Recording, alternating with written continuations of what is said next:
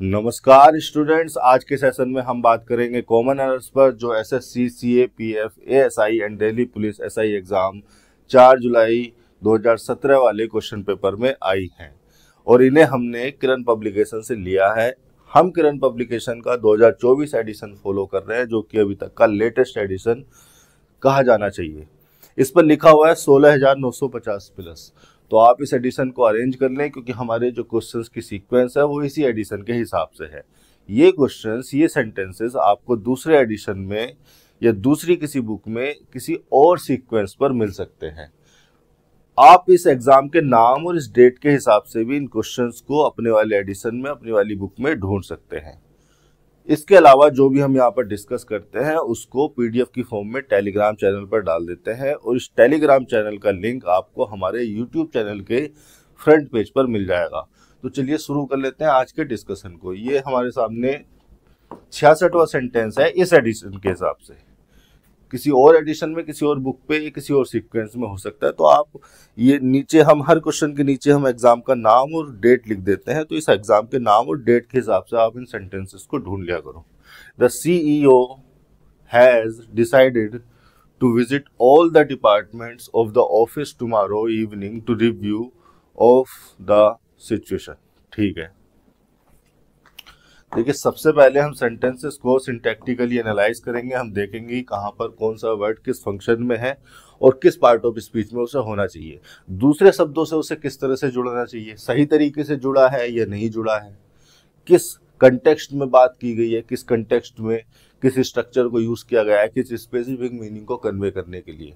भाई यही लैंग्वेज में होता है, यही सेंटेंस में, किसी सेंटेंस में यही सब होता है। ठीक है, तो ये आपके सामने लिखा है the CEO, chief executive officer. CEO का मतलब हो गया चीफ एग्जीक्यूटिव ऑफिसर। अब ये जो द सीईओ है, एक ही पर्सन की बात की गई है, कोई एक ही होगा चीफ तो कोई एक ही होगा, बाकी तो उसके असिस्टेंट हो सकते हैं, उसके साथ वाले हो सकते हैं, डेप्यूटी हो सकते हैं। तो यहाँ पर ये जो है आपका सिंगुलर सब्जेक्ट हो गया। एक्चुअली में एक सिंगुलर नाउन है। अब कोई भी नाउन फ्रेज जब आपके सामने आती है तो आपके दिमाग में आता है कि इसको सब्जेक्ट कहें, ऑब्जेक्ट कहें या कॉम्प्लीमेंट कहें। ऑब्जेक्ट और कॉम्प्लीमेंट होने का यहाँ स्कोप नहीं है। क्यों नहीं है, मैं कई बार बता चुका हूँ। यहाँ पर ये होगा सब्जेक्ट। अब सब्जेक्ट आपका सिंगुलर है तो उसके हिसाब से आपने लगा दी वर्ब हैज, जो कि एक हेल्पिंग वर्ब है। और हेल्पिंग वर्ब मैं इसको इसलिए कह रहा हूँ क्योंकि मुझे मेन वर्ब दिखी हुई मिल गई। मेन वर्ब यहाँ पर लगी है वर्ब की थर्ड फॉर्म और मेन वर्ब लगी है तो हैज को हेल्पिंग वर्ब भी कंसिडर करोगे। प्रेजेंट परफेक्ट का सिनेरियो है, प्रेजेंट के पॉइंट पर एक कंप्लीशन को एक्सप्रेस किया गया है। द CEO हैज डिसाइडेड, मतलब कि जिस टाइम पर ये सेंटेंस बोला जा रहा है उसी टाइम पर CEO के डिसाइड होने का, जो डिसाइड करने का जो काम है वो कंप्लीट हुआ है। The CEO has decided to visit. अब देखिए जो डिसाइड है ये एक ट्रांजिटिव नेचर की वर्ब है। ट्रांजिटिव नेचर की वर्ब वो वर्ब होती है जो अपने बाद ऑब्जेक्ट लेती हैं। अब ये जो ऑब्जेक्ट है कोई नाउन या प्रोनाउन है। अब ये जो नाउन है, अगर ऑब्जेक्ट, ट्रांजिटिव वर्ब का ऑब्जेक्ट कोई नाउन है तो नाउन कोई रेडीमेड नाउन भी हो सकता है, कोई नॉन फाइनाइट वर्ब को भी नाउन बनाकर लिखा जा सकता है। तो यहाँ पर यही किया गया है, एक इन्फिनेटिव लगा है, इसको हम इन्फिनेटिव कहते हैं। 2 + V1 ये एक नॉन फाइनाइट वर्ब होती है और यही ट्रांजिटिव वर्ब का ऑब्जेक्ट है। अब इन्फिनेटिव ऑब्जेक्ट इसलिए बन पाता है क्योंकि इन्फिनेटिव होते भले ही नॉन फाइनाइट वर्ब है लेकिन ये फंक्शनली नाउन, एडजेक्टिव और एडवर्ब तीनों हो जाते हैं। सिचुएशन के हिसाब से, सेंटेंस की स्ट्रक्चर के हिसाब से, अपने फंक्शन के हिसाब से इन्फिनेटिव को नाउन भी कंसीडर कर सकते हैं आप, एडजेक्टिव भी हो सकता है, एडवर्ब भी हो सकता है। तो इस सिचुएशन में तो ये ऑब्जेक्ट हो रहा है ट्रांजिटिव वर्ब का, तो आप इस इन्फिनेटिव को कहोगे नाउन। ये एक नाउन फ्रेज लिखी हुई है। अब देखो इन्फिनेटिव नाउन तो हो गया, लेकिन नाउन होना तो इसका एक फंक्शन है। इसका जो आधार है, ये इसकी जो आइडेंटिटी है वो तो एक नॉन फाइनाइट वर्ब के रूप में है। तो वर्ब में इसका वर्ब का एट्रीब्यूट इसमें रहता है और वर्ब का एट्रीब्यूट दिखाएगी यही तो वर्ब वाला पार्ट है, विजिट। विजिट में जब हमने वर्ब का एट्रीब्यूट चेक किया तो हमने पाया कि विजिट खुद एक ट्रांजिटिव वर्ब है और जब ये ट्रांजिटिव वर्ब है तो ये अपने बाद अपना ऑब्जेक्ट लेगी। तो इसने अपना ऑब्जेक्ट लिया ऑल द डिपार्टमेंट नाउन हो गया, द हो गया इसके लिए आर्टिकल जो कि इस नाउन को मॉडिफाई करने के लिए आया है। ऑल एक डिटर्मिनर हो गया। ऑल जब डिटर्मिनर की तरह यूज होता है तो सारी के सारे डिटर्मिनर से पहले लिखा जाता है, पूरी नाउन फ्रेज से आगे लिखा जाता है। यानी कि अगर और कोई भी डिटर्मिनर, आर्टिकल भी तो एक डिटर्मिनर ही है, अगर और कोई डिटर्मिनर भी हम यहाँ पर लगाते या और कोई एडजेक्टिव भी लगाते तो ऑल को सबसे पहले लिख देते। ऑल इसके अलावा एडवर्ब भी हो सकता है, प्रोनाउन भी हो सकता है, लेकिन यहाँ चूंकि नाउन के लिए आया है, नाउन के बारे में बताने के लिए आया है, तो डिटर्मिनरी कंसीडर करेंगे। वो वर्ड जो किसी नाउन को डिटरमाइन करते हैं, बताते हैं कि नाउन क्या है, किसका है, कितना है, ये डिटर्मिनर होते हैं। वो वर्ड जो नाउन को मॉडिफाई करते हैं, उसमें कोई क्वालिटी या उसका कोई एस्पेक्ट डिफाइन करते हैं, तो वो एडजेक्टिव होते हैं। तो the CEO has decided to visit all the departments। अब देखिए इस डिपार्टमेंट्स को, ये जो डिपार्टमेंट्स यहाँ पर लिखा हुआ है एक नाउन है, इसको फर्दर मॉडिफाई करने के लिए, इसके बारे में फर्दर इंफॉर्मेशन देने के लिए हमने लगाई है एक प्रीपोजिशन फ्रेज। ऑफ प्रीपोजिशन आ गई और प्रीपोजिशन के बाद आ गया उसका ऑब्जेक्ट। ठीक है, अभी जो प्रीपोजिशनल फ्रेज है लगाई गई है डिपार्टमेंट्स के बारे में बताने के लिए कि किन डिपार्टमेंट्स की हम बात कर रहे हैं, ऑफिस वाले डिपार्टमेंट की बात कर रहे हैं, ऑफिस के डिपार्टमेंट की बात कर रहे हैं। तो जो प्रीपोजिशनल फ्रेज है उस नाउन के लिए लगाई गई है। चूंकि नाउन के लिए लगाई गई है तो इसका पार्ट ऑफ स्पीच हो गया एडजेक्टिव फ्रेज। एडजेक्टिव के फंक्शन में है, ये नाउन को मॉडिफाई करने वाले फंक्शन में है। टुमारो इवनिंग, देखिए टुमारो इवनिंग पूरा का पूरा ये कंपाउंड एडवर्ब हो रहा है। टुमारो भी एक एडवर्ब है, इवनिंग भी एक एडवर्ब है। अब देखो इसको लिखा कैसे जाता है, टुमारो इवनिंग। इवनिंग टुमारो क्यों नहीं लिखा? आपके दिमाग में ये बात आनी चाहिए कि सर हमने यहाँ पर इवनिंग टुमारो क्यों नहीं लिखा। और इस तरह की एरर आती है सेंटेंस में, आपकी जो कॉमन एरर्स है, सेंटेंस इंप्रूवमेंट है, वहां पर इस तरह के ऑप्शन आता है। टुमारो को बाद में लिख देगा, इवनिंग को पहले। तो टुमारो इवनिंग क्यों प्रीफर किया हमने, इवनिंग टुमारो क्यों प्रीफर नहीं किया? सीधे सीधे ये समझिए, टुमारो इवनिंग या फिर इवनिंग टुमारो, इनमें से कौन सी वाली फ्रेज सही है, कौन सी वाली गलत है? ये वाली सही है, ये वाली गलत है। और वो इसलिए, इसका रीजन ये है कि इंग्लिश में जब हम सिंटैक्स की बात करते हैं, सिंटैक्टिकल इंग्लिश की बात करते हैं, तो हम प्रीफर करते हैं स्पेसिफिक इंफॉर्मेशन को बाद में लिखना। जब हम किसी सेंटेंस की स्ट्रक्चर को कंस्ट्रक्ट करते हैं, बनाते हैं किसी स्पेसिफिक मीनिंग को कन्वे करने के लिए, या जब हम किसी सेंटेंस को फॉर्म करते हैं, सेंटेंस फॉर्मेशन की बात होती है, तब हम स्पेसिफिक इंफॉर्मेशन को बाद में लिखते हैं। टुमारो में तो सारी चीजें आ जाती हैं, इवनिंग, मॉर्निंग भी आ गई, नून भी आ गया, इवनिंग भी आ गई, नाइट भी आ गई। अरे 24 घंटे हैं, 24 घंटे में तो हर मूवमेंट आ गया। लेकिन स्पेसिफिक क्या है, ज्यादा स्पेसिफिक क्या है इसमें से, इवनिंग।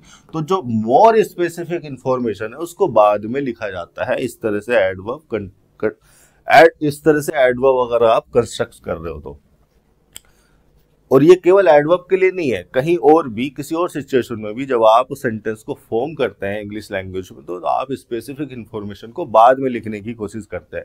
और ये इसलिए होता है क्योंकि हमारा ऑब्जेक्टिव क्या है, हमने किसी सेंटेंस को क्यों बनाया है, हमने किसी स्पेसिफिक स्ट्रक्चर को क्यों फॉलो किया है, क्योंकि हम अपने मीनिंग को कन्वे करना चाहते हैं क्लियर वे में। तो जब किसी लिसनर को हम ये बात बोलेंगे तो जो इन्फॉर्मेशन बाद में दी गई है वो उसके दिमाग में लेटेस्ट होगी, वो उसके दिमाग में लेटेस्ट स्ट्राइक करेगी। तो स्पेसिफिक इंफॉर्मेशन को बाद में लिखा जाता है। ये एक सेंटेंस को लिखने का मैनर है, तरीका है। तो यहाँ पर इवनिंग टुमारो गलत हो जाएगा, टुमारो इवनिंग सही हो जाएगा। जैसे मैं लिखूं नेक्स्ट वीक ऑन संडे, ठीक है। अब देखिए नेक्स्ट वीक में तो 7 दिन हो गए, तो ये इससे ज्यादा स्पेसिफिक इंफॉर्मेशन क्या है, ऑन संडे, संडे एक दिन हो गया, ये ज्यादा स्पेसिफिक है। जो ज्यादा स्पेसिफिक इंफॉर्मेशन है उसको बाद में लिखा जाता है। ऑन संडे नेक्स्ट वीक लिखते तो गलत हो जाता, नेक्स्ट वीक ऑन संडे सही हो जाएगा। वापस आते हैं सेंटेंस पर, तो यहां पर लगा हुआ है एक एडवर्ब, ठीक है। The CEO has decided to visit all the departments of the office tomorrow evening। अब कोई स्टूडेंट ये कह सकता है कि सर जब टुमारो इवनिंग की बात हो रही है तो यहाँ पर प्रेजेंट परफेक्ट कैसे लगा है? बच्चा टुमारो इवनिंग एक एडवर्ब ऑफ टाइम फ्रेज तो है, लेकिन ये एडवर्ब ऑफ टाइम डिसाइड वाली वर्ब के लिए नहीं है, ये एडवर्ब ऑफ टाइम है विजिट वाली वर्ब के लिए। डिसाइड अब किया, विजिट कल करेगा, ठीक है, कल शाम को करेगा। तो इस तरह के मीनिंग को कन्वे किया जा रहा है। Tomorrow evening adverb of time है, एडवर्ब ऑफ टाइम है। लेकिन ये कौन सी वाली वर्ब का टाइम बता रहा है, विजिट वाली वर्ब का, ठीक है। टू रिव्यू, अब देखिए टू प्लस V1 यहाँ पर लगा दिया गया इन्फिनेटिव। अभी जो इन्फिनेटिव होते हैं, मैंने अभी थोड़ी देर पहले बताया था, ये अपने फंक्शन के आधार पर नाउन भी हो सकते हैं, एडजेक्टिव भी हो सकते हैं, एडवर्ब भी हो सकते हैं। अब ये जब नाउन होते हैं तो सब्जेक्ट ऑब्जेक्ट या कॉम्प्लीमेंट होंगे।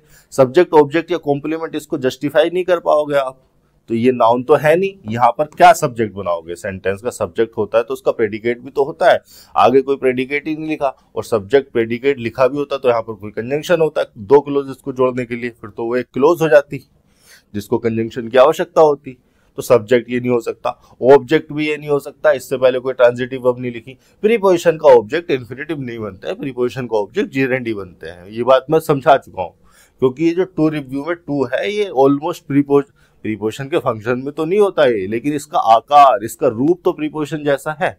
तो प्रीपोजिशन उसके बाद टू रिव्यू, प्रीपोजिशन के ऑब्जेक्ट नहीं बनते। कुल मिलाकर टू रिव्यू यहाँ पर नाउन नहीं है, वो सब्जेक्ट ऑब्जेक्ट कॉम्प्लीमेंट नहीं हो पाएगा, ठीक है। यहाँ पर वो एडजेक्टिव भी नहीं है, एडजेक्टिव होता तो किसी नाउन को मॉडिफाई करने के लिए आता, और इससे पहले लिखा है इवनिंग, ऐसा तो है नहीं कि टू रिव्यू जो है इवनिंग को मॉडिफाई करने के लिए आया, इवनिंग के बारे में कोई इन्फॉर्मेशन है, तो उसको एडजेक्टिव भी कंसीडर नहीं किया सकता। एक्चुअली वो एडवर्ब है, और जब टू रिव्यू यानी कि कोई इन्फिनेटिव एडवर्ब होता है तो मोस्ट केसेस में वो होता है एडवर्ब ऑफ रीजन या adverb of purpose. Adverb of reason most cases में, एडवर्ब ऑफ रीजन या एडवर्ब ऑफ पर्पस। ये रीजन बताता है, पर्पस बताता है किसी एक्टिविटी को करने का। तो किस एक्टिविटी को करने का पर्पस बता रहा है ये विजिट को, कि विजिट जो किया जाना है ऑल द डिपार्टमेंट्स को, वो क्यों किया जाना है, उस विजिट का पर्पस क्या है, रीजन क्या है, रिव्यू करना। अब रिव्यू जो टू रिव्यू जो हमने लगाया है वो इन्फिनेटिव तो है, एडवर्ब ऑफ रीजन या एडवर्ब ऑफ पर्पस तो बन गया विजिट के लिए, लेकिन मूल रूप से वो एक नॉन फाइनाइट वर्ब है। अब वो नॉन फाइनाइट वर्ब है तो अपने वर्ब का एट्रीब्यूट लेकर चलती है, और वर्ब का एट्रीब्यूट है इस रिव्यू में। तो जब रिव्यू में हमने वर्ब का एट्रीब्यूट चेक किया तो हमने पाया कि ये खुद एक ट्रांजिटिव वर्ब है।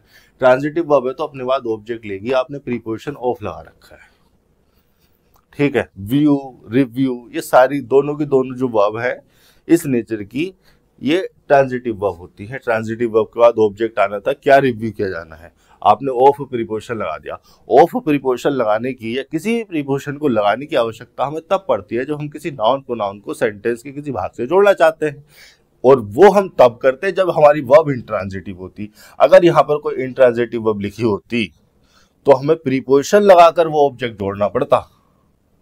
अगर हम किसी नाउन प्रोनाउन को सेंटेंस में जोड़ना है तो हम प्रीपोजिशन लगाकर जोड़ देते हैं, और वो प्रीपोजिशन लगाकर जोड़ने की जरूरत हमें तब पड़ती जब हमारा इंट्रांजिटिव वर्ब लगी होती। ट्रांजिटिव वर्ब लगी है, उसके बाद सीधा उसका ऑब्जेक्ट आ जाएगा।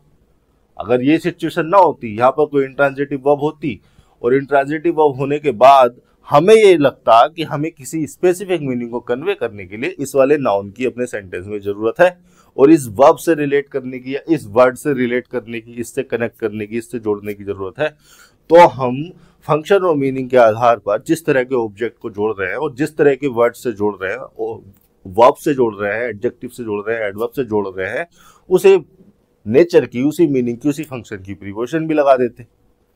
तो यहाँ पर तो ऑफ की जरूरत ही नहीं है, रिव्यू ट्रांजिटिव वर्ब है, ट्रांजिटिव वर्ब के बाद उसका ऑब्जेक्ट आ जाएगा द सिचुएशन। सिचुएशन नाउन हो गया, और जिस सिचुएशन को रिफर किया जा रहा है उसको स्पेसिफिक बनाकर लिखा जा रहा है। द आर्टिकल हो गया एक डिटरमिनर की तरह, उस नाउन को डिटरमाइन करने के लिए, उसकी स्पेसिफिसिटी बताने के लिए, डेफिनेटनेस बताने के लिए। ये हो गया आपके सामने 66वां सेंटेंस। आगे चल लेते हैं 67वां सेंटेंस। सेंटेंस को आप ध्यान से पढ़ेंगे, पढ़ने के साथ साथ आप मेरे साथ दिमाग लगाने की कोशिश करेंगे। Neha is a very good fashion designer but her designs are not easily accessible with the public. यहाँ पर ये सेमी, यहाँ पर ये गलत लगे हुए हैं, यहाँ पे फुल स्टॉप आना था, ये हो जाता है, कंप्यूटर अपने आप उठा लेता है कुछ चीजों को। Neha is a very good fashion designer. Neha एक नाउन है, प्रॉपर नाउन है, एक ही पर्सन की बात हो रही है, सब्जेक्ट हो गया, ऑब्जेक्ट और कॉम्प्लीमेंट का यहाँ स्कोप है नहीं। इज लगाया है यहाँ पर मेन वर्ब के रूप में। मेन वर्ब इसको इसलिए कह रहा हूं क्योंकि और कोई वर्ब तो लगी नहीं है, तो अब इसी को मेन कंसीडर करना पड़ेगा। और है क्या, ये बी की फॉर्म है। बी की फॉर्म जब मेन वर्ब होती है तो वो लिंकिंग वर्ब के नेचर की होती है, लिंकिंग वर्ब होती है। लिंकिंग वर्ब के बाद लिखा जाता है एक कॉम्प्लीमेंट। कॉम्प्लीमेंट होता है वो इस सब्जेक्ट का, और कॉम्प्लीमेंट आपको पता है क्या हो सकते हैं, गुड, गुड तो एक एडजेक्टिव है, कॉम्प्लीमेंट एडजेक्टिव हो सकते हैं, नाउन हो सकते हैं, ठीक है, प्रीपोजिशनल फ्रेज हो सकती है, प्रोनाउन कॉम्प्लीमेंट बन सकते हैं, एडवर्ब मैनर कॉम्प्लीमेंट नहीं बनते, और अगर कोई और एडवर्ब कॉम्प्लीमेंट बनेगा भी तो भी उसको कॉम्प्लीमेंट ही कहा जाएगा, एडवर्ब के फंक्शन को वो छोड़ देता है।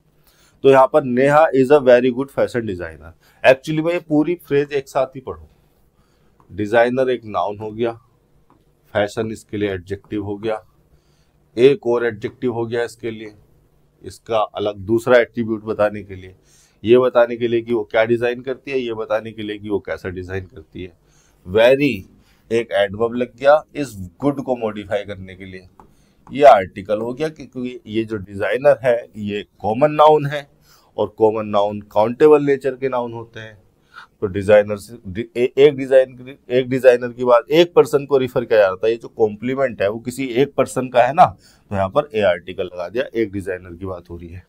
अब ये जो पूरा का पूरा फ्रेज लिखा हुआ है नाउन फ्रेज, यही है कॉम्प्लीमेंट।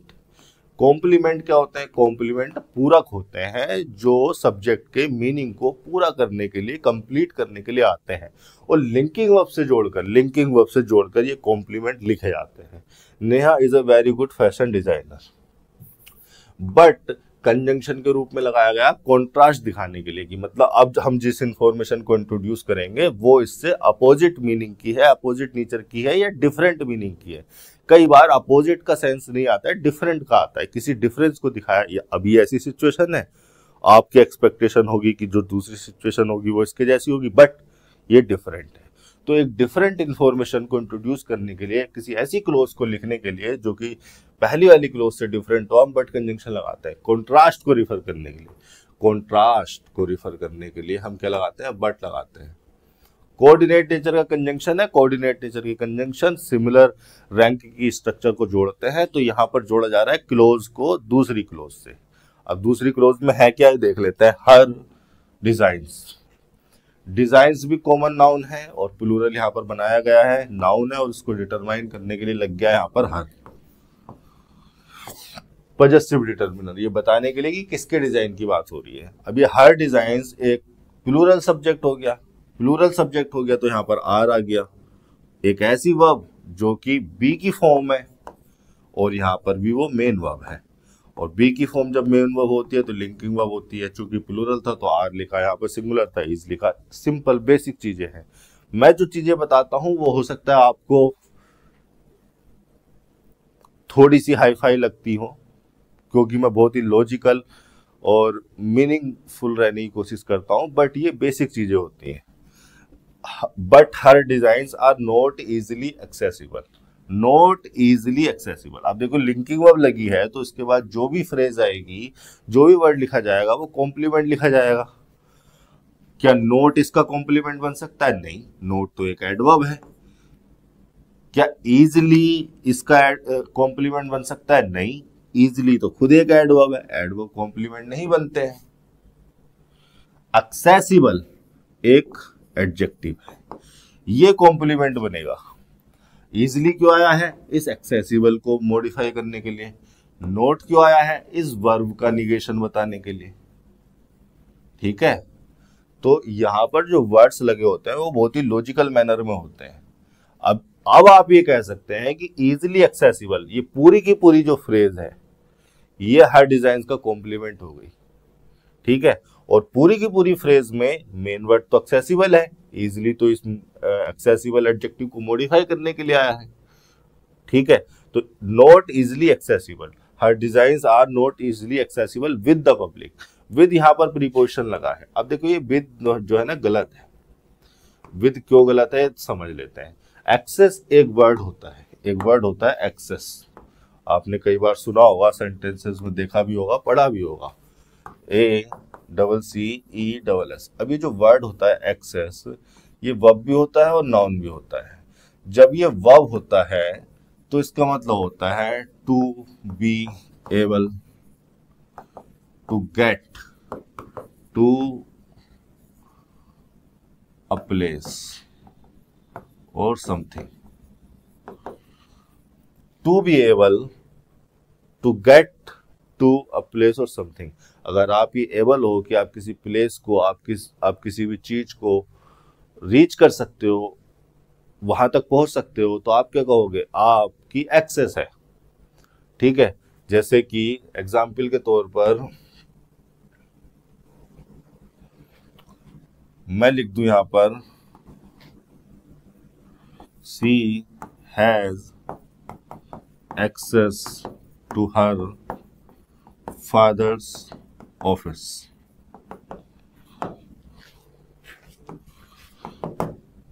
एक्सेस यहां पर क्या हो गया, एक्सेस यहां पर नाउन हो गया, हैज यहां पर मेन वर्ब है, ट्रांजिटिव नेचर की वर्ब है, इसके बाद इसका ऑब्जेक्ट आ गया।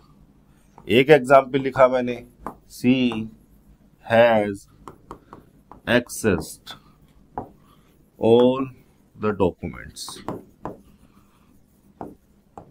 अब यहां पर हैज क्या हो गया, अब यहां पर हेल्पिंग वर्ब हो गया। एक्सेस को मैंने मेन वर्ब की तरह इस्तेमाल कर लिया, मेन वर्ब की तरह इस्तेमाल कर लिया, तो ये ट्रांजिटिव नेचर की वर्ब है। एक्सेस क्या है, ट्रांजिटिव नेचर की वर्ब है। इसके बाद क्या आ जाएगा, इसका ऑब्जेक्ट आ जाएगा। लेकिन जब उसको नाउन बनाकर लिखा मैंने, तो क्या लिखा मैंने, टू प्रीपोजिशन। ठीक है, उसी तरह से एक्सेस से बन जाता है एक्सेसिबल, ACCESSIBLE, एक्सेसिबल। एक्सेसिबल क्या है, एडजेक्टिव है, और इसके साथ भी हम क्या लगाते हैं, टू प्रीपोजिशन का इस्तेमाल करते हैं।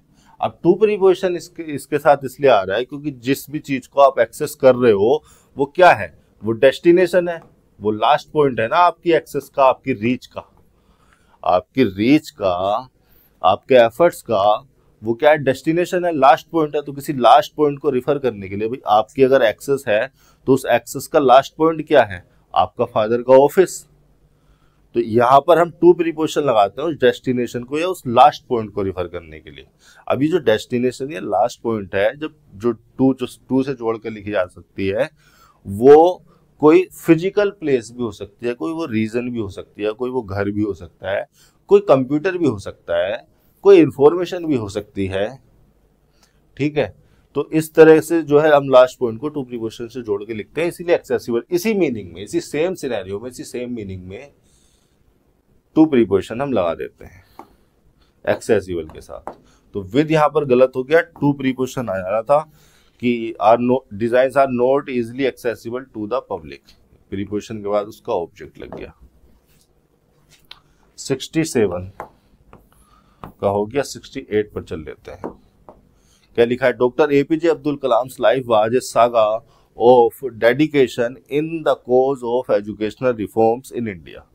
Doctor APJ Abdul Kalam, doctor APJ Abdul Kalam, ये जो पूरा का पूरा है ये एक पर्सन का नाम है, हमारे great president, great scientist and great person doctor APJ Abdul Kalam. तो ये तो सारे देखो, डॉक्टर का डी कैपिटल है, ए कैपिटल है, यहाँ पर अब्दुल का ए कैपिटल है, कलाम का के कैपिटल है। ठीक है, पूरा का पूरा एक नाम है, पूरे के पूरे को आप एक नाउन ही कंसीडर करेंगे। हाँ, ये नाउन एक से ज्यादा वर्ड से मिलकर बना है तो आप इसको कंपाउंड नाउन रेफर कर सकते हैं। अब देखिए यहाँ पर लगाया गया अपोस्ट्रोफी एस। किसी भी नाउन पर अपोस्ट्रोफी एस लगाया जाता है उसमें पॉजेसिव फंक्शन जनरेट करने के लिए। जैसे मैं कहूं माई लाइफ, तो यहां पर लाइफ लगाया मैंने, माई लगाया मैंने, एक पॉजेसिव डिटर्मिनर। ये पॉजेशन ये बताने के लिए कि मैं किसकी लाइफ की बात कर रहा हूं। ठीक है, और अगर मैं लिख सकता था यहाँ पर हिज लाइफ लिख सकता था, लाइफ नाउन और हिज लगा दिया मैंने पॉजेसिव डिटर्मिनर, जो कि एक प्रोनाउन है बेसिकली लाइफ को डिटरमाइन करने के लिए कि लाइफ किसकी है, उस पर उसका पोजीशन बताने के लिए। लेकिन अगर मैं किसी नाउन को लिखूं यहाँ पर, मैं लिखूं यहाँ पर माई लाइफ की जगह अभिषेक, मैंने लिखा अभिषेक लाइफ, तो इस अभिषेक में उस पॉजेसिव फंक्शन को जनरेट करने के लिए मैं क्या लगाता हूं, अपोस्ट्रोफी एस लगाता हूं। ऐसे हिज लाइफ में हमने क्या लगा दिया, डॉक्टर एपीजे अब्दुल कलाम पर अपोस्ट्रोफी एस लगा दिया एक पॉजेसिव फंक्शन को जनरेट करने के लिए। और पोजेशन में क्या है, लाइफ, जो कि एक नाउन है। पोजेशन में हमेशा नाउन ही होता है। अब जो पोजेशन होगी, मेन सब्जेक्ट तो वही है, ये तो पॉजेसिव फंक्शन हो गया। इस ये सिंगुलर और प्लूरल उससे फर्क नहीं पड़ता। पोजीशन में क्या है, सब्जेक्ट वही होता है। अब नाउन है यहाँ पर अनकाउंटेबल, और सिंगुलर की तरह ट्रीट होगा। तो यहाँ पर लगा दिया वाज, जो कि एक लिंकिंग वर्ब की तरह लगा है। लिंकिंग वर्ब है तो ये क्या है, मेन वर्ब है। और इसके बाद क्या लिखा होगा, एक कॉम्प्लीमेंट लिखा होगा। तो कॉम्प्लीमेंट लिखा है असागा। सागा का मतलब क्या होता है, सागा का मतलब होता है a long story about past events. SAGA, saga एक नाउन है, उसका मतलब होता है a long story about past events over a period of time. मान लो इस पीरियड में, ये 70 साल का पीरियड है किसी के जीवन का। इस 70 साल के पीरियड में जितने भी इवेंट्स हुए हैं उन सबको एक स्टोरी के रूप में आपने बता दिया, तो उस स्टोरी को क्या कहेंगे, सागा कहेंगे। ठीक है, तो कॉम्प्लीमेंट्स हो रहे हैं क्या, doctor APJ Abdul Kalam life was a saga of dedication. ठीक है, ये तो क्या है, एक लॉन्ग स्टोरी है डेडिकेशन की, जो डेडिकेशन उनके जीवन में हमें देखने को मिली। इस तरह के मीनिंग को कन्वे किया जा रहा है। तो लिंकिंग वर्ब का कॉम्प्लीमेंट हो गया एक नाउन फ्रेज अ सागा। ठीक है, और लिंकिंग वर्ब ने उसे लिंक कर दिया। अब ये सागा किसका है, इससे रिलेट करने के लिए, सागा को फर्दर मॉडिफाई करने के लिए कि किस लॉन्ग स्टोरी की बात कर रहे हैं, हमने लगाया ऑफ प्रीपोजिशन, और प्रीपोजिशन के बाद आएगा इसका ऑब्जेक्ट। अब ये जो प्रीपोजिशनल फ्रेज है, चूंकि सागा नाउन के लिए लगाई गई है तो वो रहेगी एडजेक्टिव फ्रेज। अब ये डेडिकेशन ही है वो नाउन जो ऑफ प्रीपोजिशन के बाद लगाया गया है, उसका ऑब्जेक्ट बन रहा है। ठीक है, अब dedication in the cause of educational reform. देखिए डेडिकेशन के बाद ये जो प्रीपोजिशन यूज किया गया है ना, ये गलत है। डेडिकेशन एक नाउन है। इस नाउन से इस नाउन फ्रेज को, द कोज को जोड़ने के लिए क्या लिखी हुई है, द कोज लिखी हुई है। द कोज नाउन फ्रेज को डेडिकेशन से जोड़ने के लिए जो प्रीपोजिशन चाहिए था, वो प्रीपोजिशन हमने गलत लगाया है। एक्चुअली में प्रीपोजिशन लगाए किस आधार पर जाते हैं, प्रीपोजिशन लगाए जाते हैं एक नाउन को सेंटेंस के किसी वर्ड से जोड़ने के लिए। तो जो हम किसी नाउन को या किसी प्रोनाउन को सेंटेंस के किसी वर्ड से, किसी भाग से जोड़ने की कोशिश करते हैं, तो हम देखते हैं कि हम किस नेचर के, किस मीनिंग के नॉन प्रोनाउन को किस नेचर के, किस मीनिंग के वर्ड से जोड़ रहे हैं। अगर वो नाउन प्रोनाउन कोई डेस्टिनेशन है, लास्ट पॉइंट है, तो टू प्रीपोजिशन लगा देते हैं। अगर वो नाउन प्रोनाउन कोई सोर्स पॉइंट है तो हम फ्रॉम प्रीपोजिशन लगा देते हैं। वो नाउन प्रोनाउन अगर कोई रूम है, कन्फाइनमेंट है, कोई रीजन है, किसी लोकेशन को रिफर किया जा रहा है तो इन या एट लगा देते हैं। वो नाउन प्रोनाउन तो नहीं होगा, नाउन ही होगा। वो नाउन अगर कोई पीरियड ऑफ टाइम है तो हम फॉर प्रीपोजिशन लगा सकते हैं, इन प्रीपोजिशन भी लगा सकते हैं। वो नाउन कोई डे है, कोई डेट है तो हम ऑन प्रीपोजिशन लगा देते हैं। वो नाउन किसी एक्टिविटी को रिफर कर रहा है तो हम विद भी लगा सकते हैं किसी प्रोसेस को बताने के लिए। तो इस तरह से हम नाउन को देखते हैं कि उस नाउन का नेचर क्या है, हम क्या रिफर करना चाह रहे हैं, हम उस नाउन के द्वारा क्या रिफर करना चाह रहे हैं। जो चीज हम रिफर करना चाहते हैं उसी के रिलेवेंट हमारे पास प्रीपोजिशन है, अपने स्पेसिफिक मीनिंग में, अपने स्पेसिफिक फंक्शंस में। वही प्रीपोजिशन हम यहाँ लगाते हैं। डेडिकेशन, द कोर्स को जब हमने डेडिकेशन से जोड़ने की कोशिश की तो हमें किस प्रीपोजिशन का इस्तेमाल करना चाहिए, तो जरा इस पर बात कर लेते हैं। डेडिकेशन, देखिए डेडिकेट एक वर्ब होती है। अभी 2-3 दिन पहले इस वर्ब के बारे में मैंने इसका मीनिंग बड़े डिटेल में समझाया था। डेडिकेट एक ट्रांजिटिव नेचर की वर्ब होती है और इसके बाद आता है इसका ऑब्जेक्ट। जैसे मैं लिखूं एग्जाम्पल के तौर पर, she dedicated her life to social welfare, समाज कल्याण। तो डेडिकेटेड के बाद ट्रांजिटिव वर्ब है चूंकि, तो उसके बाद लगा है इसका ऑब्जेक्ट। और किसको डेडिकेट किया गया, डेडिकेट का मतलब है to give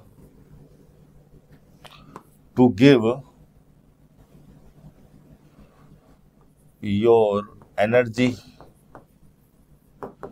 efforts, time, resources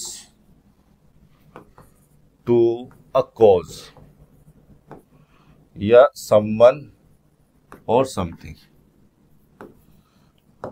ठीक है, तो dedicated her life to social welfare. अब उसने जो अपनी लाइफ है उसने जो अपने एफर्ट लाइफ के द्वारा, लाइफ का मतलब है यहाँ पर एफर्ट से, जो उसने अपनी लाइफ में किया एफर्ट्स, टाइम किसको दी।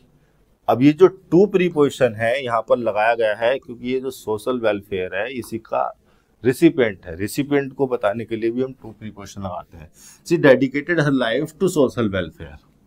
सोशल वेलफेयर जो एक पर्टिकुलर डोमेन ऑफ एक्शन है उसी ने रिसीव किया उसकी लाइफ के एफर्ट को, एनर्जी को, टाइम को, रिसोर्सेज को। तो डेडिकेटेड ट्रांजिटिव वर्ब है, उसके बाद ऑब्जेक्ट आ गया और प्रीपोजिशन लगाने की जरूरत पड़ी तो मैं टू प्रीपोजिशन लगानी चाहिए यहाँ पर। उसी प्रकार से she dedicated her life to social welfare. Dedicated यहाँ पर वर्ब हो रही है, अगर ये एडजेक्टिव बनकर लगा हो तो भी इसके साथ टू प्रीपोजिशन आती है। जैसे मैं लिख दिया this the book is dedicated to her parents. ठीक है, अब द बुक इज डेडिकेटेड, इस बी प्लस वर्ब की थर्ड फॉर्म को आप पैसिव स्ट्रक्चर भी कंसीडर कर सकते हैं, आप इसको लिंकिंग वर्ब प्लस एडजेक्टिव भी कंसीडर कर सकते हैं। दोनों ही कंटेक्स्ट में ये आ सकती है, दोनों इंटरप्रिटेशन पॉसिबल है, लेकिन दोनों इंटरप्रिटेशन में आप प्रीपोजिशन क्या लगाते हैं, टू। जब डेडिकेट से बनता है नाउन डेडिकेशन तब भी हम उसके साथ टू प्रीपोजिशन ही लगाकर चलते हैं। जैसे एग्जाम्पल के तौर पर मैंने लिखा हर डेडिकेशन, और उसकी डेडिकेशन का रिसिपिएंट कौन है, हर वर्क, है ना, एनर्जी, एफर्ट, टाइम, जो भी जिसके द्वारा डेडिकेशन से वो जिस भी चीज को रिफर कर रहा है, वर्क को, एफर्ट्स को, टाइम को, रिसोर्सेस को, एनर्जी को, उसका रिसिपिएंट कौन है, her work. Her dedication to her work is admirable. तो मैंने यहां पर क्या प्रीपोजिशन लगाया, टू। अब देखिए डेडिकेशन के साथ एक और प्रीपोजिशन संभव है, वो है ऑफ। जैसे मैंने लिखा the dedication of the new museum,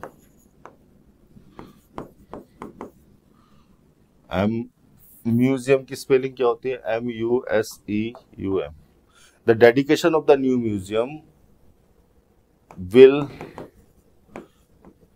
be on next Sunday. ठीक है, अब देखो डेडिकेशन यहां पर क्या रिफर कर रहा है, डेडिकेशन यहां पर रिफर कर रहा है एक सेरिमोनियल इवेंट को या किसी ऑफिशियल नेमिंग ऑफ समथिंग। आप ऐसा करते हैं ना, आप कोई म्यूजियम बनाते हैं और उस म्यूजियम का नाम रख दिया आपने सुभाष चंद्र के बोस पर, क्योंकि ये सुभाष चंद्र बोस के अचीवमेंट्स, उनकी लाइफ को डेडिकेट किया गया है, उनकी लाइफ उनके अचीवमेंट के बेसिस पर है। इस म्यूजियम में उनकी लाइफ और उन अचीवमेंट्स के बारे में दिखाया जाएगा। तो यहाँ पर official naming of something, dedication यहाँ पर रिफर कर रहा है official naming of something in honour of someone or something. किसी के ऑनर में किसी चीज का नेम रख देना, नाम रख देना, उससे रिलेटेड जो इवेंट है, जो सेरेमनी है, उसको रिफर कर रहा है। तो the dedication of the new museum will be on next Sunday. यहाँ पर ऑफ प्रीपोजिशन लगा दिया, लेकिन कंटेक्स्ट यहाँ पर चेंज हो गया। इस कंटेक्स्ट में आप टू प्रीपोजिशन लगाकर चलते हैं।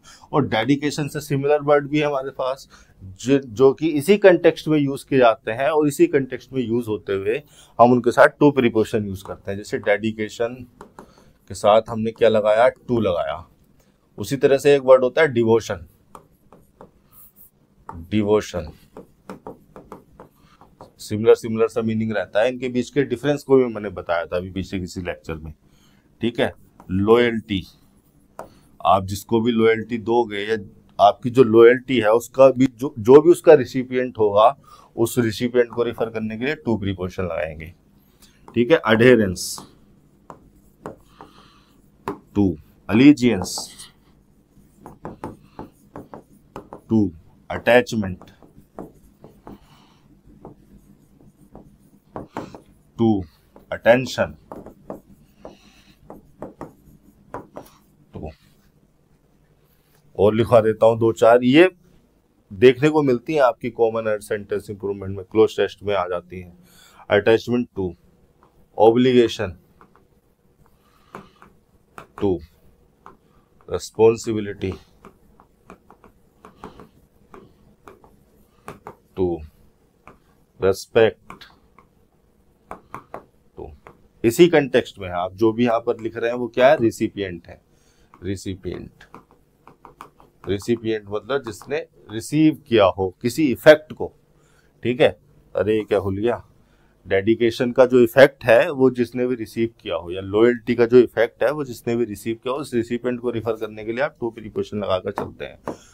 वापस आते हैं सेंटेंस पर। तो dedication to the cause of educational reform, cause noun हो गया यहाँ पर, और क्या है इसके बारे में बताने के लिए आगे प्रीपोजिशन आ गई, प्रीपोजिशन के बाद आ गया इसका object. Educational reforms, reforms noun हो गया, एजुकेशनल एडजेक्टिव हो गया रिफॉर्म्स के लिए। ये प्रीपोजिशनल फ्रेज कोज के लिए, कोज नाउन के लिए एडजेक्टिव हो गई इन प्रीपोजिशन, और प्रीपोजिशन के बाद लगा दिया हमने एक कंट्री, और वो कंट्री है हमारा प्यारा भारत। नाउन फ्रेज जो कि नाउन हो गया इंडिया, ऑब्जेक्ट बन रहा है। अब इंडिया देखिए क्लोज रीजन है एक स्पेसिफिक बाउंड्री को ही आप इंडिया कह सकते हैं, उसके बाहर के क्षेत्र को, रीजन को आप इंडिया नहीं कह सकते। तो जो बाउंडेड रीजन होता है ना, उनको रिफर करने के लिए हम इन प्रीपोजिशन का इस्तेमाल करते हैं। 68, 69 पर चल लेते हैं। ये लिखा हुआ सेंटेंस आपके सामने, Ashish was listening to a radio when Sunita arrived. Ashish एक पर्सन का नाम है, प्रॉपर नेम है, और एक ही पर्सन का नेम है, तो ये हो गया क्या हमारे पास, सिंगुलर सब्जेक्ट। सिंगुलर सब्जेक्ट हो गया तो वाज आ गई हेल्पिंग वर्ब के रूप में, और इसको हेल्पिंग वर्ब में इसलिए कह रहा हूं क्योंकि मुझे पता है मेन वर्ब लगी हुई है, और मेन वर्ब लगी है वर्ब की आईएनजी फॉर्म में। देखिए ये जो वाज है, ये जब हेल्पिंग वर्ब होती है तो बी प्लस वर्ब की आईएनजी फॉर्म में होती है, और बी हेल्पिंग वर्ब होती है, और वर्ब की आईएनजी फॉर्म मेन वर्ब होती है। और बी प्लस वर्ब की थर्ड फॉर्म के स्ट्रक्चर में भी आ सकती है। बी यहाँ पर हेल्पिंग वर्ब हो गई, और वर्ब की थर्ड फॉर्म यहाँ पर मेन वर्ब हो गई। बी प्लस वर्ब की थर्ड फॉर्म स्ट्रक्चर को कब यूज करते हैं हम, पैसिव, वर्ब की पैसिव फॉर्म को रिफर करने के लिए, वर्ब की पैसिव स्ट्रक्चर को रिफर करने के लिए, ये बताने के लिए action done by somebody else है, एक्शन किसी और के द्वारा किया गया है। लेकिन यहाँ पर हमने लिसनिंग यूज किया, जो कि खुद एक इंट्रांजिटिव नेचर की वर्ब है, और इंट्रांजिटिव नेचर की वर्ब है। इसके बाद आता है टू प्रीपोजिशन। अब देखो टू प्रीपोजिशन क्यों आता है लिसन के साथ, कभी सोचा आपने? लिसन का मतलब सुनना उनना नहीं है, सुनना नहीं होता लिसन का मतलब। वो हिंदी में, हिंदी की किताबों में आपने पढ़ लिया होगा कि लिसन का मतलब सुनना, हियर का मतलब सुनना होता है, लिसन का मतलब होता है pay attention to someone or something, pay attention to someone or something. Ashish was listening, Ashish was paying attention to someone or something. और मैंने अभी थोड़ी देर पहले लिखा है कि अटेंशन के साथ टू आता है प्रीपोजिशन, आपकी अटेंशन को जिसने रिसीव किया हो, उस रिसिपिएंट को रिफर करने के लिए हम टू प्रीपोजिशन लगा देते हैं। तो उसी मीनिंग को यूज करते हुए हम लिसनिंग के साथ क्या लगाते हैं, टू प्रीपोजिशन लगाते हैं। और जिसने वो अटेंशन पे की वो क्या है, रेडियो। अब देखिए रेडियो जो वर्ड है ये क्या है, रेडियो क्या हो सकता है? रेडियो मैं दिखा देता हूं आपको, शायद जो नए स्टूडेंट हो उन्होंने कभी रेडियो ना देखा हो, हमने तो बहुत रेडियो जो है देखा है और सुना भी है। क्रिकेट मैच सुनते थे हम, लाइव क्रिकेट मैच आता था रेडियो पे तो वो सुनते थे। ये है रेडियो, इसे रेडियो कहते हैं। बहुत सारे स्टूडेंट ने देखा भी होगा, आज भी चलता है दुकानों पर, आपको पान की चाय की दुकान पर लगा हुआ मिल जाएगा। ये रेडियो होता है, इस जो है एक स्पेसिफिक फ्रीक्वेंसी पर एक स्पेसिफिक प्रोग्राम को ब्रॉडकास्ट किया जाता है रेडियो वेव्स के थ्रू, और वो हमारे तक पहुंचता है। वापस आते हैं हमारे सेंटेंस पर। तो ये है रेडियो। अब देखिए रेडियो या तो रिफर करेगा इस डिवाइस को, जो अभी मैंने फिजिकल और इलेक्ट्रॉनिक डिवाइस आपको दिखाई थी, इस फिजिकल इलेक्ट्रॉनिक डिवाइस को रिफर करेगा। पहला तो यही हो गया कि रेडियो का मतलब है फिजिकल और इलेक्ट्रॉनिक डिवाइस, या फिर रेडियो रिफर कर सकता है उस स्पेसिफिक वेव को या उस स्पेसिफिक फ्रीक्वेंसी को, जिस वेव पर, जिस फ्रीक्वेंसी पर किसी प्रोग्राम को ब्रॉडकास्ट किया गया हो। ठीक है, रेडियो रिफर करेगा रेडियो वेव्स को, रेडियो वेव्स को, या स्पेसिफिक फ्रीक्वेंसी को जिस पर किसी प्रोग्राम को ब्रॉडकास्ट किया गया, जिस पर किसी इंफॉर्मेशन को ब्रॉडकास्ट किया गया है। लेकिन क्या रेडियो यहाँ पर किसी फिजिकल या इलेक्ट्रॉनिक डिवाइस को रिफर कर रहा है या किसी स्पेसिफिक फ्रीक्वेंसी को रिफर कर रहा है? क्या उसने, आशीष ने जो अपनी अटेंशन दी है वो किसी डिवाइस को दी है या किसी स्पेसिफिक फ्रीक्वेंसी को दी है? नहीं, यहाँ पर एक्चुअली में रेडियो रिफर कर रहा है उस प्रोग्राम को, उस रेडियो ब्रॉडकास्ट को, उस इंफॉर्मेशन को जो ऑडियो की फॉर्म में इस डिवाइस पर भेजी गई इन फ्रीक्वेंसीज पर। इन फ्रीक्वेंसीज को मीडियम कंसीडर, इन फ्रीक्वेंसीज को मीडियम बनाकर जो इस डिवाइस पर वो जो प्रोग्राम ब्रॉडकास्ट किया गया, और वो प्रोग्राम क्या है? वो है एक इंफॉर्मेशन जो ऑडियो फॉर्म में है। तो यहाँ पर रेडियो क्या रिफर कर रहा है? आपके सेंटेंस में, आपके कंटेक्स्ट में रेडियो रिफर कर रहा है रेडियो ब्रॉडकास्ट को। रेडियो ब्रॉडकास्ट मतलब वो प्रोग्राम जो कि एक इंफॉर्मेशन है ऑडियो फॉर्म में। ऑडियो फॉर्म मतलब ऑडिबल फॉर्म में, इसको सुना जा सकता है, इसको रिफर कर रहा है। अब ये जो इंफॉर्मेशन है या ये जो प्रोग्राम है या ये जो इंफॉर्मेशन है, मेन चीज है कि ये जो इंफॉर्मेशन है, इस इंफॉर्मेशन को, ये जो ऑडियो है, ये जो इंफॉर्मेशन है ऑडियो फॉर्म में, इसी को अटेंशन दी गई है। और ये जो इंफॉर्मेशन है ऑडियो फॉर्म में तो अनकाउंटेबल नेचर की है। आपने इसको काउंट करके आर्टिकल ए लगा दिया, ये आपने गलती कर दी। कई बार वर्ड्स लिखे जाते हैं तो जिन चीजों को, जिस मीनिंग को वर्ड्स रिफर कर रहे होते हैं उसके हिसाब से हमें देखना होता है। रेडियो रिफर कर रहा है यहाँ पर एक इंफॉर्मेशन को जो कि ऑडियो फॉर्म में है, वो है अनकाउंटेबल। अगर वो अनकाउंटेबल है तो आपने यहाँ पर आर्टिकल गलत लगा दिया। या तो जनरल सेंस में आप रेडियो लिख दो, ठीक है, तो ठीक हो जाएगा। या फिर अगर किसी स्पेसिफिक प्रोग्राम, किसी स्पेसिफिक इंफॉर्मेशन को रिफर करना चाह रहे हो तो आप द रेडियो भी लिख सकते हो, ये भी आपके सामने ऑप्शन है। तो द रेडियो भी सही हो जाएगा, रेडियो भी सही हो जाएगा, आ रेडियो गलत हो जाएगा। आ रेडियो जो है यूजेबल नहीं है, मीनिंगलेस है, इलॉजिकल है, सिंटेक्स के हिसाब से गलत है, मीनिंगफुल नहीं है। उसके बाद व्हेन कंजंक्शन लगा दिया गया। व्हेन कंजंक्शन आपको पता है, चिल्ला चिल्ला कर बता रहा हूँ पहले दिन से कि टाइम कंजंक्शन है। जिस क्लोज को जोड़ता है वो एक टाइम क्लोज होती है। मेन क्लोज वाले जो एक्शन होता है उसका टाइम बताने के लिए आती है, तो इसको कहा जाता है एडवर्ब टाइम। तो यहाँ पर व्हेन कंजंक्शन ने क्लोज जोड़ दी। क्या है क्लोज? सुनीता अराइव्ड। सुनीता यहाँ पर सब्जेक्ट हो गया और अराइव्ड हो गया मेन वर्ब, जो कि वर्ब की सेकंड फॉर्म है और इंट्रांजिटिव नेचर की है। अब टेंस देखो कैसे हो गया। ये अगर आपकी टाइमलाइन है, टाइमलाइन पर ये वो पॉइंट है जब आपने इस सेंटेंस को किसी से कहा रिपोर्ट टाइम, यही वो टाइम होता है जो बाय डिफॉल्ट प्रेजेंट का टाइम होता है। अब सुनीता अराइव्ड, ये वो पॉइंट है व्हेन सुनीता अराइव्ड। इस पॉइंट पर ये वाला एक्शन, वाज लिसनिंग वाला एक्शन गोइंग ऑन था। तो पास्ट के किसी पॉइंट पर किसी एक्शन को गोइंग ऑन दिखाने के लिए हम रिफर करते हैं, हम यूज करते हैं पास्ट कंटिन्यूअस को। 69 हो गया, 70 पर चल लेते हैं। ये रेडियो है। और भी अच्छे अच्छे मैं रेडियो यहाँ पर चिपका सकता था, लेकिन ये एक ऐसा रेडियो लगाया गया है जो आम तौर पर देखने को मिलता है एक कॉमन मैन के पास। When the professors are on strike and a notice to this effect is pasted on the university gate, there is no sense to go there. Complex nature का सेंटेंस है, समझते हो जाएंगे। देखिए when के बारे में मैंने अभी बताया कि या तो ये एडवर्ब होता है या फिर ये कंजंक्शन होता है। एडवर्ब तो यहाँ पर ये है नहीं। when जब एडवर्ब होता है तो इंटेरोगेटरी नेचर का होता है, लेकिन ये इंटेरोगेट क्या करता है? किस इंफॉर्मेशन को, किस चीज से रिलेटेड इंफॉर्मेशन को इंटेरोगेट करता है? ये किसी एक्शन के होने या ना होने, किसी एक्शन को करने या ना करने का टाइम इंटेरोगेट करता है। इंटेरोगेट कर रहा है तो इसको इंटेरोगेटिव एडवर्ब भी कह देते हैं। चूंकि टाइम इंटेरोगेट कर रहा है तो इसको एडवर्ब ऑफ टाइम भी कह देते हैं। ठीक है, तो व्हेन जब होता है, व्हेन जो वर्ड है वो टाइम से रिलेटेड ही है, चाहे वो एडवर्ब हो चाहे वो कंजंक्शन हो। एडवर्ब तो यहाँ पर है नहीं, कोई इंटेरोगेशन तो हो नहीं रही है, कंजंक्शन ही है। और जब कंजंक्शन होता है तब भी ये टाइम को ही रिफर करता है। और टाइम को रिफर कैसे करता है? एक क्लोज को सेंटेंस में जोड़कर। व्हेन चूंकि एक कंजंक्शन है तो किसी क्लोज को जोड़ने के लिए आया हुआ, तो जिस क्लोज को व्हेन कंजंक्शन जोड़ता है वो क्लोज एक टाइम को ही रिफर करती है और वो क्लोज कहलाती है adverb of time. Adverb of time, adverb of time इसलिए क्योंकि किसी वर्ब का टाइम बता रही है।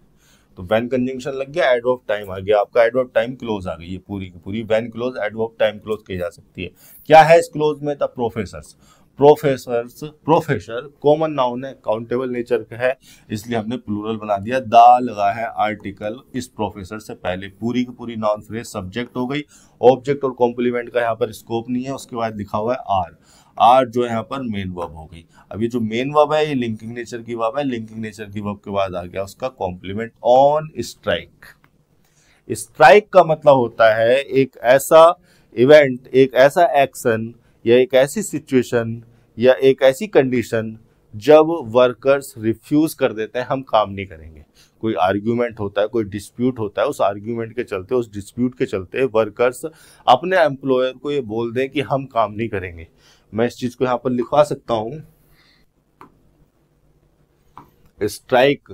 देखिए स्ट्राइक जो वर्ड है ना ये वर्ब भी हो जाती है। जब ये वर्ब होती है ना तो इसका काफी सारे मीनिंग निकल के आते हैं कंटेक्स्ट के हिसाब से। हम उतने सारे मीनिंग पर नहीं जाएंगे, हम देखेंगे इस सेंटेंस में, इस कंटेक्स्ट में स्ट्राइक जब नाउन है तो उसका क्या मीनिंग है। नाउन ही है, ऑन प्रीपोजिशन के बाद लिखी है, ऑन प्रीपोजिशन के बाद एक ऑब्जेक्ट लिखा रहेगा।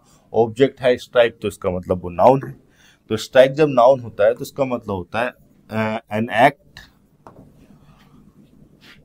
An event, situation, state, condition या कोई result when workers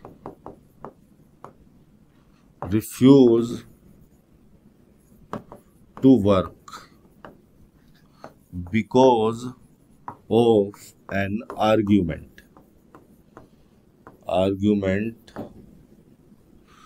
with their employer। उनके जो एम्प्लॉयर हैं या जो भी अथॉरिटी है जो उन्हें चलाती है या किसी गवर्नमेंट से, किसी ऑर्गेनाइजेशन से उनका कोई आर्ग्यूमेंट है, कोई डिस्प्यूट है, उसकी वजह से उन्होंने काम करने से मना कर दिया, बैठ गए, उसको कहते हैं strike. When the professors are on strike, on लगा दिया प्रीपोजिशन, प्रीपोजिशन के बाद आ गया उसका ऑब्जेक्ट, और ये जो प्रीपोजिशन फ्रेज है ये बन गई इस सब्जेक्ट का complement.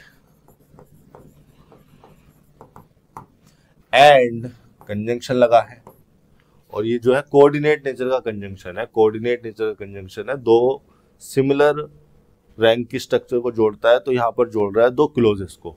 The professors are on strike and a notice to this effect is posted. Posted होना चाहिए यहाँ पर, पास्टेड नहीं होगा, अभी मैं बताऊंगा इसको, ठीक है। तो यहाँ पर ये वाली जो क्लोज है, देखिए व्हेन कंजंक्शन ने इस पूरी क्लोज को the professors are on strike and a notice to this effect is posted on the university gate, इस पूरी क्लोज को यहां तक को जोड़ा है व्हेन कंजंक्शन ने। और ये पूरी की पूरी क्लोज एक एडवर्ब टाइम की तरह है। ये एक ऐसी सिचुएशन को रिफर कर रही है जो कि एक टाइम बता रहा है, एक कंडीशन बता रहा है, लेकिन ये एंड कंजंक्शन ने जोड़ा है इन दो क्लोजेस को। The professors are on strike and a notice to this effect is posted on the university gate. इन दो क्लोजेस को जोड़ने के लिए एंड कंजंक्शन आ गया। जितनी क्लोजेस होंगी उतनी कंजंक्शन की हमें आवश्यकता होगी। अगर हम दो क्लोजेस को जोड़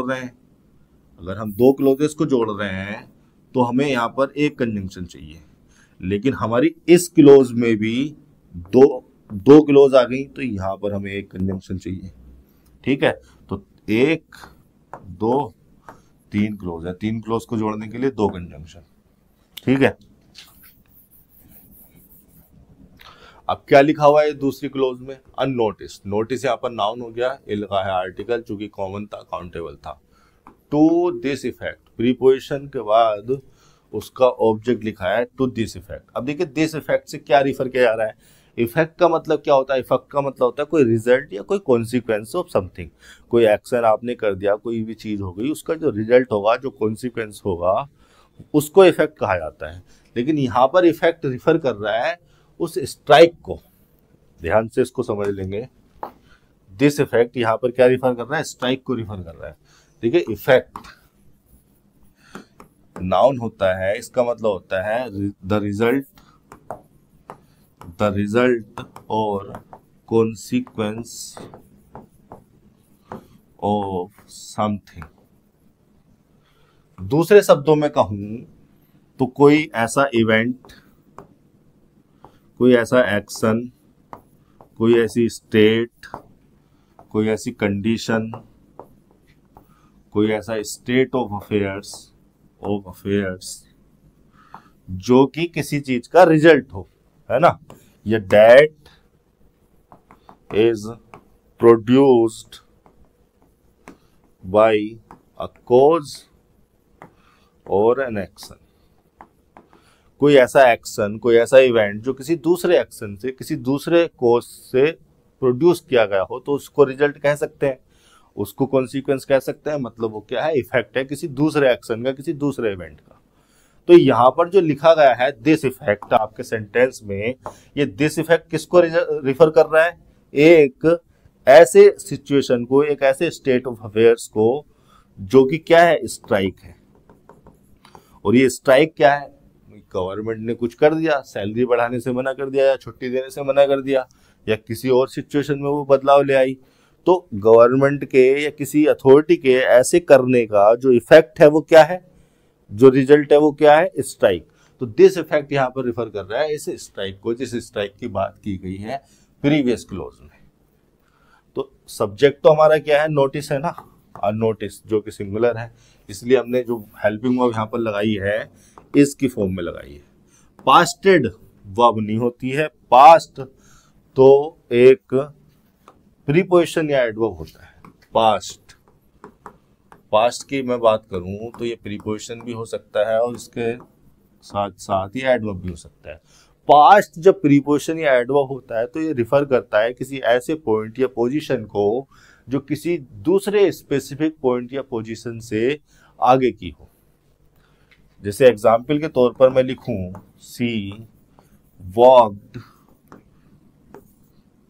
past me without noticing me. क्या क्या कहना चाह रहा हूं मैं, ये मैं हूं, दिस इज मी, या आई लिख दो। शी आई कहीं पीछे से और वो ऐसे निकल के चली गई, ये सी की मूवमेंट है। यहां पर इस पोजीशन पर, या यहां पर, यहां किसी पॉइंट पर, यहां किसी पॉइंट पर, इस पोजीशन पर शी है। ठीक है, तो ये जो पोजीशन है ये किससे आगे है, मी से आगे है। तो मी के द्वारा जिस ऑब्जेक्ट को जोड़ा जा रहा है वो ऑब्जेक्ट, वो पॉइंट, वो पोजीशन तो अब पीछे की पोजीशन हो गई। लेकिन ये जो पूरी प्रीपोजिशन फ्रेज है ये रिफर क्या कर रही है, एक स्पेसिफिक पॉइंट से आगे की पोजीशन को। ठीक है, तो पास्ट के द्वारा जिस ऑब्जेक्ट को, जिस नाउन को, जिस भी थिंग को, जिस भी पॉइंट को, जिस पोजीशन को हम जोड़ते हैं वो तो पीछे की पोजीशन होती है। लेकिन पास्ट के द्वारा रिफर क्या कर रहे हैं हम, पास्ट के द्वारा रिफर कर रहे होते हैं किसी पॉइंट से आगे की पोजीशन को। समझना इस नुआंस को, इस डिफरेंस को समझना। ठीक है, पास्ट का यूज क्यों किया है हमने, पास्ट प्रीपोजिशन का यूज किया है हमने मी के आगे की पोजीशन को रिफर करने के लिए। लेकिन जिसके आगे की प्रीपोजिशन को रिफर कर रहे हैं वो पॉइंट तो पीछे का पॉइंट हो गया, पीछे रह गया वो। ठीक है, इस तरह से प्रीपोजिशन और एडवर्ब की तरह पास्ट को यूज कर सकते हैं। पास्ट जो है नाउन या एडजेक्टिव भी हो जाता है। पास्ट जब नाउन होता है तो प्रेजेंट से पहले का जितना भी टाइम होता है वो सारा क्या होता है, ये अगर प्रेजेंट का पॉइंट है तो इससे पहले का जितना भी टाइम होता है वो पास्ट ही होता है, इससे आगे का फ्यूचर। तो इस सारे टाइम को क्या कहते हैं, पास्ट कहते हैं। इसी मीनिंग में एडजेक्टिव हो जाता है। आप लिख सकते हो पास्ट 30 ईयर्स। ठीक है, ये नाउन हो गया 30 ईयर्स, ये इसके लिए एडजेक्टिव लग गया। इसी मीनिंग में प्रेजेंट से पहले के 30 ईयर्स को रिफर कर रहा है। या आप लिख सकते हो पास्ट इवेंट्स, मतलब वो इवेंट जो प्रेजेंट के पॉइंट से सारे के पहले के हैं। ठीक है, ये हो गया पास्ट का मीनिंग। तो पास्ट वर्ब अब तो होती नहीं, एक्चुअली में यहाँ पर होना चाहिए था पोस्टेड। पोस्टेड यहाँ पर होना चाहिए था, ये मैं किरण पब्लिकेशन की स्पेलिंग मिस्टेक कंसीडर कर सकता हूँ, चलो माफ कर देते हैं। When the professors are on strike and a notice to this effect is posted on the university gate, on उस सरफेस को रिफर करने के लिए, ये यूनिवर्सिटी का गेट है, इस सरफेस को रिफर करने के लिए हमने क्या लगा दिया, ऑन प्रीपोजिशन लगा दिया। इसके बाद आ गया उसका ऑब्जेक्ट, गेट हो गया नाउन, यूनिवर्सिटी एडजेक्टिव हो गई इस गेट के लिए, द आर्टिकल लग गया स्पेसिफिकनेस दिखाने के लिए उस यूनिवर्सिटी गेट की।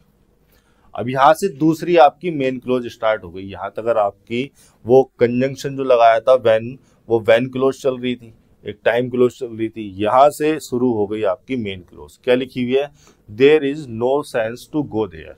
इस पूरी क्लोज को उठाकर जरा यहाँ आ जाओ, एक्चुअली गलती इसी में है, और इसमें गलती देखने के लिए ना आपको जरा मेरी एक तगड़ी बात समझनी पड़ेगी, एक महत्वपूर्ण कॉन्सेप्ट समझना पड़ेगा, इसलिए पूरी क्लोज को उठाकर यहाँ ले आओ।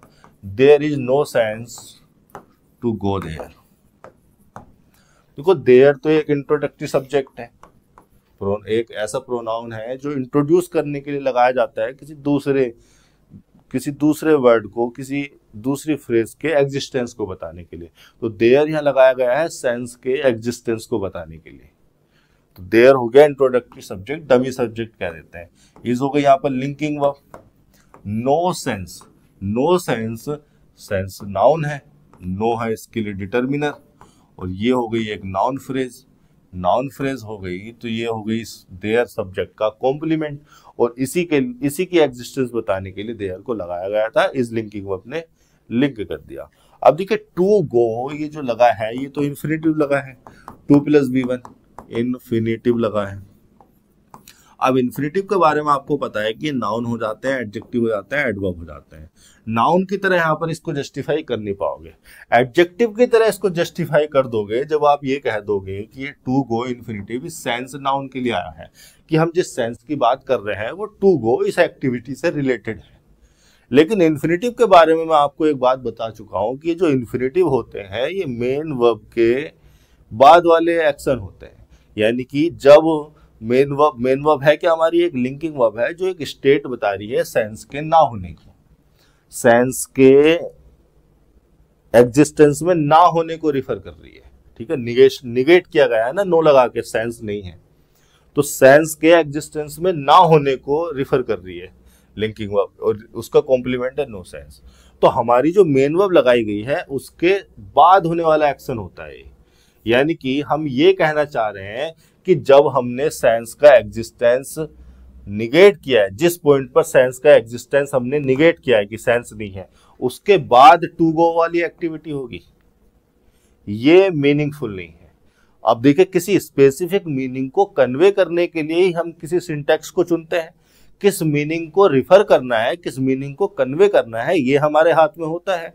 लेकिन उस मीनिंग को कन्वे करने के लिए जिस स्ट्रक्चर को, जिस सेंटेंस को, जिस सिंटैक्स को, जिस शब्दों के फॉर्मेशन को हमें यूज करना है, ये हमारे हाथ में नहीं होता, ये चला जाता है ग्रामर के कॉन्सेप्ट्स के हाथ में। तो ग्रामर के कॉन्सेप्ट्स के हिसाब से क्या हम ये कहना चाह रहे हैं कि पहले हम सेंस के एग्जिस्टेंस को निगेट करेंगे फिर हम जाने की एक्टिविटी की बात करेंगे? नहीं, एक्चुअली में सेंस के एग्जिस्टेंस में होने या ना होने के साथ ही दिखाया जाना है उस एक्टिविटी को। मतलब हम ये कहना चाह रहे हैं कि जब आप इस एक्टिविटी को करने जाओगे, जब आप इस एक्टिविटी को करोगे, तो उस एक्टिविटी को करने में कोई सेंस नहीं है, या एक्टिविटी को जब आप कर रहे हो तो कोई ये सेंसिबल नहीं है। मतलब कि ये सेंस के होने या ना होने की एग्जिस्टेंस को तभी दिखाया जाना है जब वो एक्टिविटी हो रही हो, और ऐसी एक्टिविटी जो मेन वर्ब के एग्जिस्टेंस के पीरियड के साथ होती हो, वो एक्टिविटी को हम जेरेंट से दिखाते हैं, वर्ब के आईएनजी फॉर्म से दिखाते हैं। आप मेरी बात को जरा ध्यान से समझने की कोशिश कीजिए। सेंस के एग्जिस्टेंस में होने या ना होने के साथ ही दिखाना है हमें इसको, क्योंकि हम यही तो कहना चाह रहे हैं कि जब आप इस एक्टिविटी को कर रहे हो तो उसमें कोई सेंस नहीं है, वो सेंसिबल नहीं है। ये क्या पहले आपने सेंस का एग्जिस्टेंस निगेट कर दिया फिर आप कह रहे हो कि अभी इस एक्टिविटी को नहीं करना या करना है? ठीक है, तो ये मीनिंगलेस हो जाता है। तो हमें यहाँ पर जेरेंट यूज करना पड़ता है। जेरेंट यूज कर रहे हैं हम इसलिए क्योंकि जेरेंट वर्ब की आईएनजी फॉर्म होती है, और वर्ब की I N G form direct indirect way में कंटिन्यूटी को एक्सप्रेस करती है, और कंटिन्यूटी मतलब गोइंग ऑन। गोइंग ऑन मतलब कब? जब मेन वर्ब वाली वर्ब एग्जिस्टेंस में हो, यानी कि मेन वर्ब वाली जो एक्शन हो या स्टेटिव वर्ब हो, उसका जो एग्जिस्टिंग पीरियड होता है, उसी एग्जिस्टिंग पीरियड में जब वो स्टार्ट हुई, जब वो खत्म हुई, जब वो चली, उसी एग्जिस्टिंग पीरियड में ही जेरेंड वाला एक्शन हो जाएगा।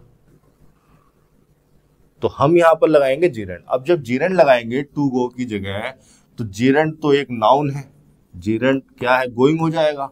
जब जेरेंड लगाएंगे गोइंग, तो हमने जेरेंड लगाकर ये तो कह दिया कि जब हम सेंस के एग्जिस्टेंस को निगेट कर रहे हैं या किसी सेंस के ना होने की एग्जिस्टेंस दिखा रहे हैं, तो उसी पॉइंट पर हम ये वाली एक्टिविटी कर रहे हैं। हमने ये चीज तो रिफर कर दी, लेकिन जेरेंड चूंकि एक नाउन है, तो इस नाउन को जोड़ने के लिए हमें एक रिलीवेंट प्रीपोजिशन भी चाहिए।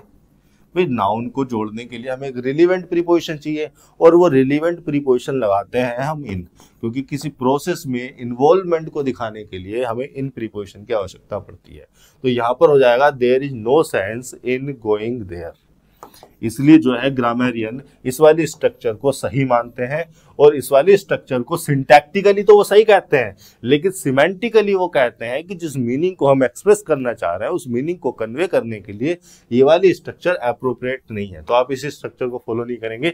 There is no sense in going there, ये हो जाएगा। सिंटैक्टिकली सही थी। मैं एक सेंटेंस ऐसे लिख दूं, there is no book to read. अब टू रीड क्या है? Infinitive, to plus V1। क्यों आया है? इस बुक के बारे में बताने के लिए। बुक ये है नाउन, इस बुक नाउन के बारे में बताने के लिए इन्फिनेटिव आ गया। एडजेक्टिव कह दोगे। आप कहना ये चाह रहे हो कि पहले आप किसी बुक की एग्जिस्टेंस को बता रहे हो, या किसी बुक के एग्जिस्टेंस को निगेट कर रहे हो कि एग्जिस्टेंस में नहीं है कोई बुक, फिर आप उसको रीड करने वाली एक्टिविटी करोगे। भाई पहले आप किसी बुक का एग्जिस्टेंस बताओगे, फिर आप कहोगे कि बुक एग्जिस्ट करती है, पढ़ी जा सकती है, या इसका पढ़ने वाला काम हो सकता है, या बुक एग्जिस्टेंस नहीं करती, बुक एग्जिस्टेंस में नहीं है, इसको पढ़ा जा सके। मतलब इस तरह के ये जो टू रीड जो एक्टिविटी है, ये एक ऐसी एक्टिविटी है जो इस एग्जिस्टेंस के बाद या इस एग्जिस्टेंस के ना होने के बाद दिखाई जा सकती है। वहां पर मीनिंग थोड़ा सा गड़बड़ हो जाता है, इसलिए हम जीरेंड फॉर्म को यूज करते हैं। सिंटैक्टिकली सही था, लेकिन सिमेंटिकली जिस मीनिंग को हम कन्वे करना चाह रहे हैं उस मीनिंग को कन्वे करने के लिए ये सुटेबल मोस्ट अप्रोप्रिएट स्ट्रक्चर नहीं है, ये स्ट्रक्चर सही है। और एग्जामिनर ने इसी बात का फायदा उठाया, इसी जो है कंफ्यूजन को उसने यहाँ पर सेंटेंस में रख दिया। तो यहाँ पर हो जाना चाहिए था there is no sense to go there, नहीं इन गोइंग देयर। ये हो गया 70वां सेंटेंस। इसी तरह से जो है आप समझकर चीजों को करेंगे। जब आप समझकर चीजों को करते हैं तो एक चीज को समझने से, एक इंफॉर्मेशन को समझने से, एक कॉन्सेप्ट को समझने से आपके 4-6 कॉन्सेप्ट और क्लियर होते हैं। समझने का सबसे बड़ा फायदा ये होता है, आप पढ़ रहे थे सेंस के बारे में, आपने देख लिया कि जीरेंड क्या होता है, आपने देख लिया कि इन्फिनेटिव क्या होता है, वो किस तरह से काम करता है, फिर आपने देख लिया कि उसके साथ प्रीपोजिशन कौन सी इस्तेमाल होनी है, और ये प्रीपोजिशन और किन चीज़ों में और किस सिचुएशन में इस्तेमाल हो सकती है। समझने का सबसे बड़ा फायदा ये है कि आप अपने दिमाग को एक्सप्लोर कर रहे होते हैं, उसके दायरे को बढ़ा रहे होते हैं। जब आप अपने दिमाग के दायरे को बढ़ा रहे हैं, आप उसको एक्सप्लोर कर रहे हैं, तो और भी चीज़ें उसमें आ जाएंगी, और भी चीज़ें साथ ही साथ में क्लियर हो जाएंगी। आपकी जो ओवरऑल अंडरस्टैंडिंग तैयार होगी, वही अंडरस्टैंडिंग जरूरी है किसी भी कॉम्पिटिटिव एग्जाम में दूसरों को पछाड़ने के लिए। आज के लेक्चर में इतना ही। धन्यवाद।